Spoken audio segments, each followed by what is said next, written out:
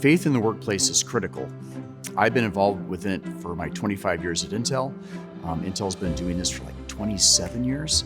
And what I've seen is that ultimately businesses are about making money, making society better. And the foundation is teamwork. And if you allow people to be real at work with the most deepest part of their worldview and who they are, which is faith, for lots of people, it helps the company ultimately. Intel's been around for decades, obviously. It produces the vast majority of the different CPUs, the brains of your laptops, your desktops. It powers the internet. A lot of people don't realize. Over 120,000 employees around the world in over 50 countries, and over half are outside of the US. It's a very global business, which is thrilling to be part of. In the mid-90s, Intel established a lot of employee resource groups. One of those was the Christian group. Over the next 20 or so years, there's like total of now 7 different faith or belief-based employee groups, alphabetically from atheist all the way to Sikh, and it's working excellent. So faith, given that, is foundational to so many of our employees around the globe, from India to the US to Europe to the Middle East.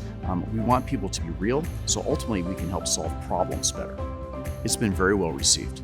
It's been amazing as we've done these different panels, and literally people from 7 different faith and belief backgrounds, completely different worldviews. We get together and talk about, what do we believe and how bringing our faith to work is very helpful to us. And one thing we found out is that all groups exist in a small microcosm. They have a tendency to believe only what they hear in their faith group or religious group. As you start to hear about the Jewish group or the Hindu group or the atheist group, you start to realize, well, wait, they feel maybe a little oppressed. They feel pushed down. We all have a lot in common, and then we can build each other up because we have each other's back. Having employee resource groups, especially these faith-based groups, faith and belief-based, I always like to make sure it's belief also. It includes atheism and agnosticism. It really helps employees be real. It helps us recruit. It helps us recruit the best employees. People want to be real at work. The second R is retention, especially right now in a hot job market. We need to retain employees. Do they feel valued? And then the third one, ultimately, again, finance background, is about results. It helps us achieve our results as a corporation for our shareholders. It's unique. Only about 20% of the Fortune 100, the largest companies in America, have these sort of faith and belief groups. And Intel's had them, I believe, longer than anyone else. So around 27 years. So the mid-90s it was kicked off. So it's been a huge value for the company. And the awards we've received recently have been the Ready Index, where basically Intel was voted as the #1 company in the Fortune 100. We've also received awards at other conferences where I was able to present on basically the employee resource group that made the most cultural change in the corporation, and different awards like that. And even there was another one from the United Nations and the Religious Freedom and Business Foundation that we received last summer, where our CEO was able to present with our head of HR and receive this excellent award. A lot of people don't realize that most of their time is spent in the office, at work.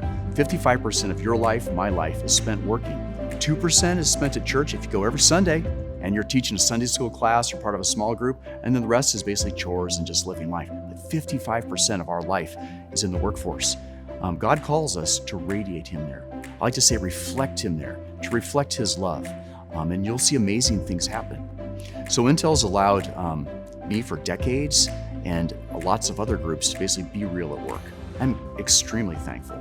I would strongly encourage people to really live out their faith at work as they seek to reflect God's love. Again, people don't want to see you. They don't want to see me. They want to see God. And as they see the love of Christ, it'll open up amazing doors. I've had the opportunity to pray for people of different faith groups as I love on them. And then we have deep conversations, whether it be about marriage or death or someone going through a difficult time. And it's opened up amazing doors. So I'd strongly recommend people to truly work to reflect God's love at work, and you'll be glad that you did.